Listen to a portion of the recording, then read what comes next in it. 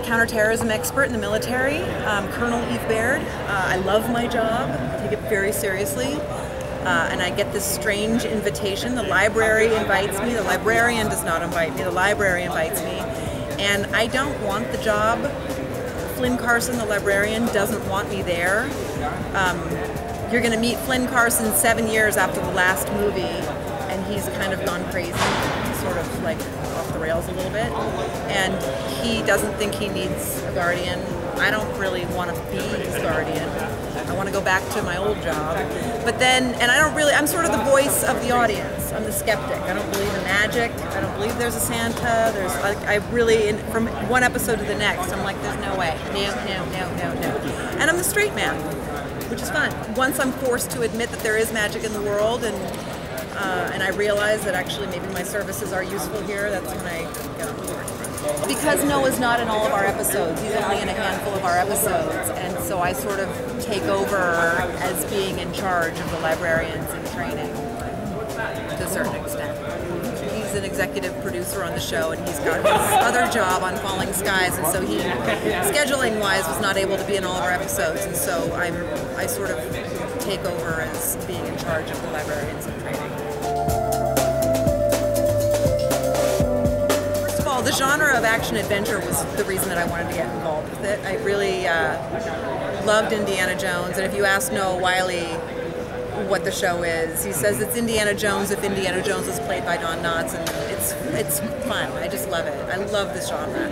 So it was a perfect opportunity. I have 5-year-old twins. I have 3 dogs and 2 cats, so I feel like I'm already sort of running the show at home. You know, as we all know, women are the multitaskers of the world. And there are really so many great opportunities now. I mean, especially in television, so many great roles written now for women that are more interesting and less arm candy. I love these strong, you know, kick-ass characters. I mean, I think that's kind of who I am as a person anyway, again, at home, running the troops at home. We're not supposed to use the word bossy for women anymore. That's got a negative connotation, but, you know, I guess I've got that in me as well. I was a Star Wars nerd, Indiana Jones nerd, watched Star Trek growing up, watched the X-Men cartoon when I was a kid. Constantly, covered in bruises, really? Constantly, yeah.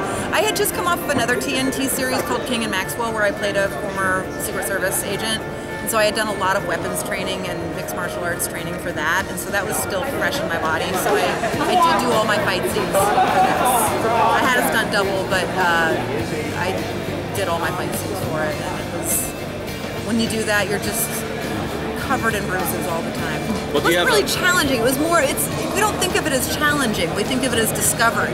You know what I mean? Where it's a constant journey of finding beats and finding moments. And like sometimes it's on the page and sometimes it's not.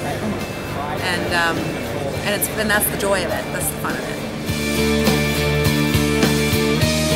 My favorite episode, I have 2 favorite episodes. The fairy tale episode and the Christmas episode.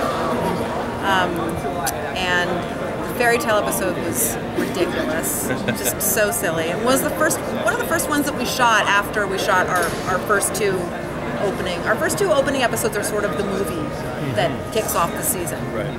And then after that, we sort of get into the series. And the fairy tale episode was one of the first ones that we shot. And then the Christmas episode is the one that has my backstory in it, which is, sort of wraps in with the finale of the show.